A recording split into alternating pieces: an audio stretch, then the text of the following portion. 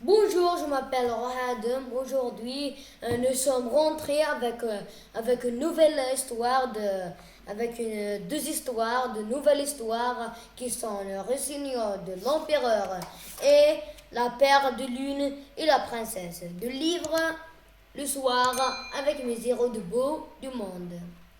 Aujourd'hui, mais avant, n'oubliez pas de faire j'aime et d'abonner à la chaîne YouTube et d'activer les notifications, toutes les notifications. Et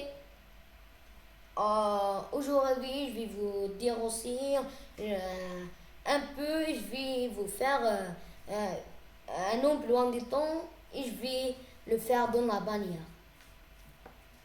Et on va commencer. Le rossignol de l'empereur. Il était une fois un empereur chinois qui vivait dans le plus magnifique château du monde. Le jardin qui l'entourait abritait un rossignol dont le chant ravissait tout le monde alentour. L'empereur finit par prendre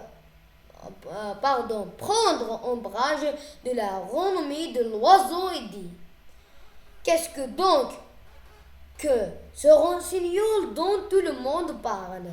Comme l'amène au milieu de la grande salle où l'empereur était assis, on installa une baguette dorée pour recevoir le rossignol. Le petit oiseau chanta si merveilleusement que les larmes vinrent aux yeux du monarque. Dès lors, l'oiseau devint le joyau du royaume.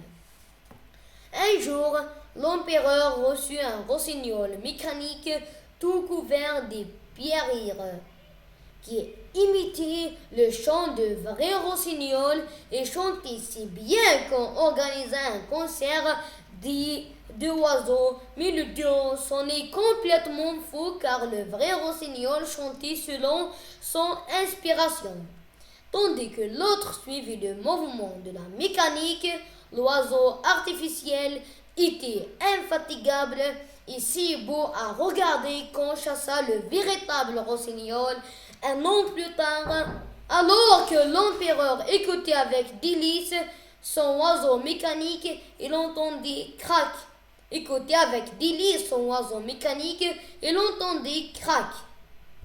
Pardon, j'ai relé la même phrase. Pardon. Puis, brrrou, à l'intérieur du corps de l'oiseau, toutes les roues semblèrent de l'oiseau s'arrêta de chanter. 5 ans plus tard, l'empereur tomba gravement malade. Il était étendu sur son lit, pâle et si faible qu'il pensait sa dernière heure venue lorsqu'il entendit par la fenêtre un chant ravissant. C'était le rossignol de la forêt qui chantait sur une branche. Il venait apporter espoir et consolation. Comme par magie, l'empereur guérit et reprit immédiatement des forces. Merci, petit oiseau céleste, dit-il. Je t'ai chassé jadis. Merci, petit oiseau céleste, dit-il. Je t'ai chassé jadis et tu es venu me tirer de la maladie. Comment pourrais-je te remercier? Laisse-moi simplement venir près de toi, quand bon me semblera. Je te chanterai les heureux et ceux qui souffrent, le bien et le mal, tout ce qui n'est pas connu de toi, car un petit oiseau vole partout et perçoit toutes les choses que tu ne peux voir. Ton cœur sera touché comme la première fois que j'ai chanté pour toi.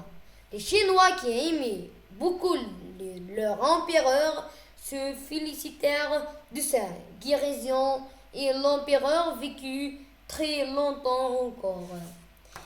Et on a terminé la première histoire qui est le rossignol de l'empereur et on a terminé notre histoire. On va directement sur la deuxième histoire qui est la perle de lune et la princesse. Mais N'oubliez pas de faire j'aime et d'abonner à la chaîne YouTube et d'activer toutes les notifications. Et laisse-vous avec la deuxième histoire qui est la perle de lune et la plus de l'Oriental. Et on a terminé la deuxième histoire. On a terminé aussi notre épisode pour aujourd'hui. N'oubliez pas de faire j'aime et d'abonner à la chaîne YouTube et d'activer les notifications. Et aujourd'hui, je vais vous faire une surprise. Je vais vous faire toujours chaque vidéo en description. Je vais vous faire un lien de livres très connus et là des avantages, très bons avantages, par exemple de grammaire, de vocabulaire, je ne sais pas, mais